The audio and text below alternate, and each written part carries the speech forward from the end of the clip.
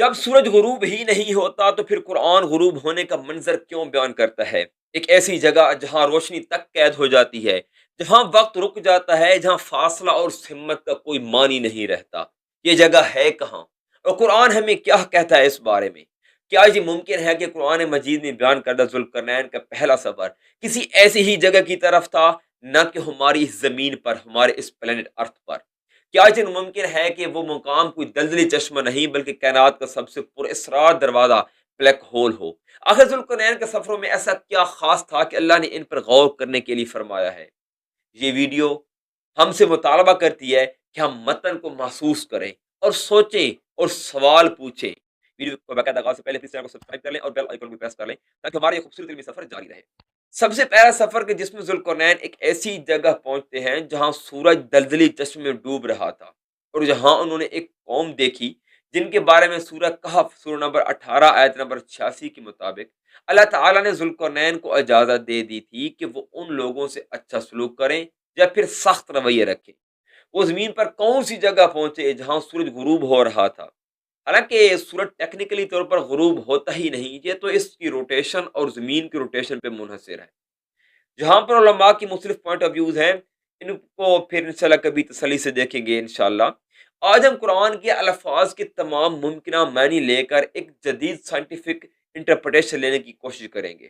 اگر ان آیات میں موجود لفظ عین حمیہ کو ایز استعار لیا جائے تو ہمیں ایک ایسی جگہ امیجن کرنی پڑے گی جو آنکھ کی شکل کی ہو اور کالے کیچڑ کی طرح گاڑی اور ڈینسٹ ہو، جیسے دلدل ہوتی ہے۔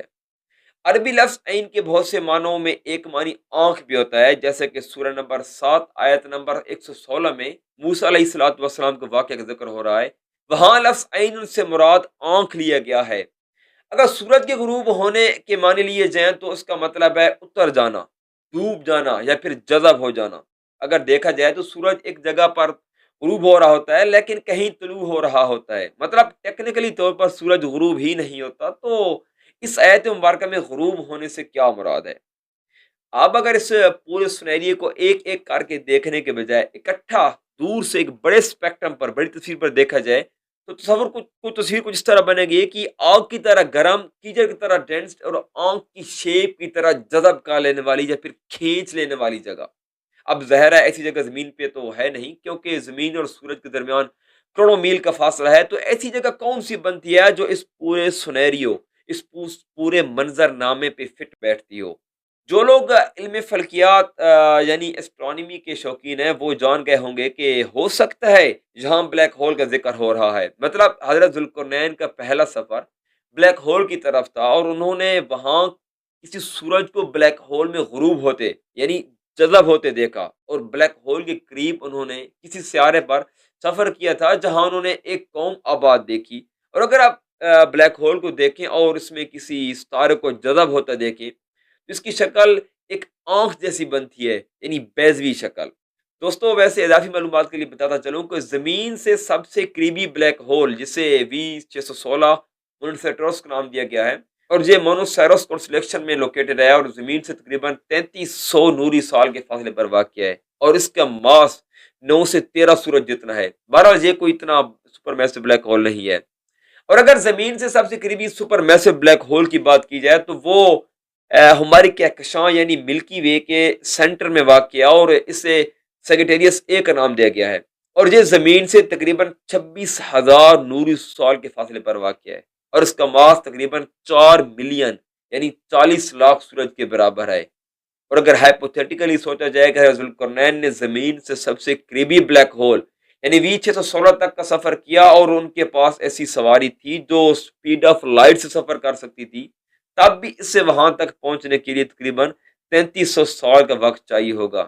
لیکن یہ ضروری نہیں کہ انہیں 3300 سال کا وقت لگا ہو، کیونکہ اللہ تعالیٰ نے حضرت ذوالقرنین کو طاقتیں دی تھیں، تو انہیں کائنات میں موجود وارم ہولز اور پورٹلز کا علم ہوگا، انہیں آسمانی راستوں کا علم دیا گیا تھا۔ اس کے بارے میں ہم تفصیل بات کر چکے ہیں پچھلی ویڈیو میں سبابا کے حوالے سے، وہ آپ پچھلی ویڈیو دیکھ سکتے ہیں۔ انشاءاللہ میں اس ویڈیو کا لنک ڈسکرپشن میں دے دوں گا۔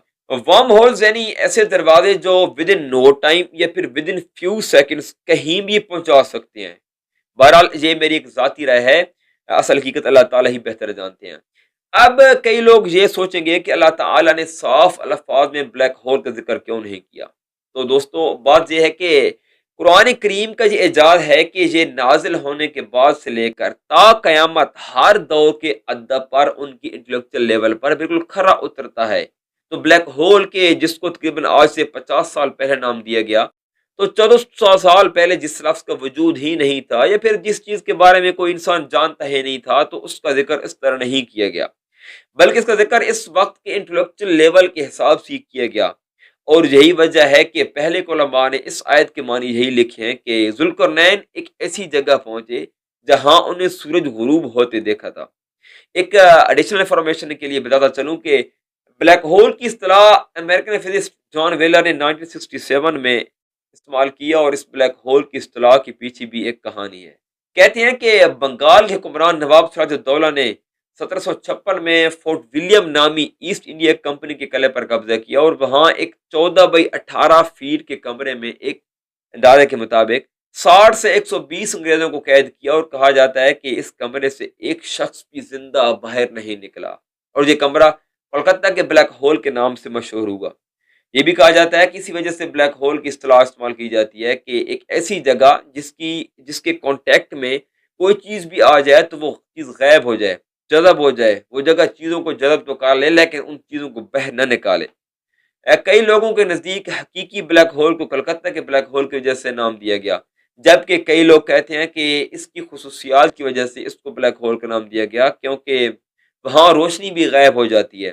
جو بھی ہے، بہرحال یہ تو طے ہے کہ بلیک ہول ایک بہت بڑی پہیلی ہے، اس کو سمجھنا لگ بھگ ناممکن ہے۔ سورہ طارق میں شاید اسی بلیک ہول کی قسم اٹھائی گئی ہے۔ اس پر انشاءاللہ بہت جلد تفصیل ویڈیو آئے گی، میں اس پر کام کر رہا ہوں۔ بلیک ہول اتنی ڈینسڈ اور اس کی کشش شکل یعنی گریویٹیشنل پل اتنی زیادہ ہوتی ہے کہ اگر کوئی چیز ایون لائٹ یعنی روشنی بھی اس کی ایونٹ ہورائزن کو پار کر جائے تو وہ اس کی گریویٹیشنل پل سے نہیں بچ سکتی۔ مطلب بلیک ہول روشنی تک کو اپنے اندر کھینچ کر جذب کر لیتا ہے، اور یہ چیزیں جاتی کہاں ہیں، اس کے بارے میں مختلف تھیوریز ہیں۔ کئی سائنٹسٹ نے بلیک ہول کے اپوزٹ وائٹ ہول کی تھیوری پیش کی ہے کہ اگر کائنات میں بلیک ہولز ایگزسٹ کرتے ہیں تو ڈیفینیٹلی وائٹ ہولز کا ہونا بھی ضروری ہے۔ کئی لوگ کہتے ہیں کہ بلیک ہول پیرالل یونیورس میں یا پھر دوسری دنیا میں جانے کا راستہ ہے۔ بہرحال یہ تھیوریز ہیں، ان کے بارے میں کسی قسم کا کوئی کانکریٹ ایویڈنس موجود نہیں ہے۔ تو چلیے واپس آتے ہیں اپنے ٹاپک پر۔ حضرت ذوالقرنین ایک ایسے سیارے پر پہنچے جو بلیک ہول کے قریب تھا، یعنی ایک ایسا سیارہ جو ایونٹ ہورائزن کی اس طرف تھا جہاں بلیک ہول کی گریویٹیشنل پل اتنی نہیں ہوتی کہ وہ اس سیارے کو اپنے اندر کھینچ لے، بس اس کو اپنے ساتھ جوڑے رکھتی ہے۔ اور وہاں ایک ایسی قوم آباد تھی کہ جس کے بارے میں ذوالقرنین کو فیصلہ کرنے کا اختیار دیا گیا کہ وہ اس قوم کے ساتھ اچھا سلوک کرے یا پھر ان کے ساتھ سخت رویہ رکھے۔ حضرت ذوالقرنین کی اللہ تعالیٰ کے ساتھ اس بات چیز سے ایک چیز ظاہر ہوتی ہے کہ یا تو وہ نبی تھے کیونکہ اللہ تعالیٰ وحی کے ذریعے انہیں بتا رہے تھے، یا پھر وہ ولی اللہ تھے جنہیں الہام ہو سکتا ہے۔ ان کے نبی ہونے کے بارے میں کنفرم نہیں ہے، کیونکہ سلسلہ تو صحیح کی روایت نمبر 3185 کے مفہوم کے مطابق آپ صلی اللہ تعالی علیہ وسلم نے فرمایا، میں نہیں جانتا کہ ذوالقرنین نبی تھے یا نہیں، وہ نبی تھے یا ولی اللہ تھے۔ اس کی تفصیلی بات ہم ذوالقرنین کون تھے کی ویڈیو میں تفصیل کریں گے انشاءاللہ۔ بہرحال جو لوگ اس سیارے پر یعنی عین الحمیہ کے پاس آ رہے تھے وہ انسانوں جیسی کوئی مخلوق تھے، اور وہ بہت ہی بنیادی شکل تھے، جیسے کہ زمین پر نرندہ تھال کے بارے میں کہا جاتا ہے کہ انہیں جو بھی مل جائے وہ کھا جاتے، ان کے اندر اچھائی برائی کی تمیز نہیں تھی۔ لیکن جو لوگ عین الحمیہ کے پاس آ رہے تھے ان کے اندر اچھائی اور برائی کی تمیز تھی، بیسک سمجھ تھی۔ اس لیے تو ذوالقرنین کو یہ اختیار دیا گیا تھا کہ وہ ان کے ساتھ سخت رویہ رکھیں یا پھر نرم رویہ رکھیں اپنے حکم کے مطابق۔ اور اس لیے ذوالقرنین نے کہا تھا کہ جو ان میں اچھا کرے گا اسے انعام دیا جائے گا، اور جو برا کرے گا اسے سزا دی جائے گی۔ اس سے آگے اس سیارے پر کیا ہوا اس کے بارے میں کوئی ٹھوس ثبوت نہیں ملتا۔ بہرحال اس کے بعد ذوالقرنین اپنا دوسرا سفر شروع کیا کہ جس میں وہ ایک ایسی جگہ پہنچتے ہیں جہاں سورج طلوع ہوتا ہے، اور وہاں پر بسنے والی قوم اور ان کے سورج کے درمیان کسی قسم کی اوٹ نہیں تھی، کسی قسم کی رکاوٹ نہیں تھی۔ اس قوم کے پاس سورج سے بچنے کے لیے کوئی خاص شیلٹر نہیں تھا۔ وہاں انہوں نے ایک ایسی شاکنگ چیز دیکھی کے باوجود اتنا طاقتور ہونے کہ انہوں نے وہاں سے فوری طور پر نکلنا ہی مناسب سمجھا۔ وہ چیز کیا تھی اور ان کے ساتھ کیا ہوا، یہ سب جانیں گے ہم انشاءاللہ اگلی ویڈیو میں۔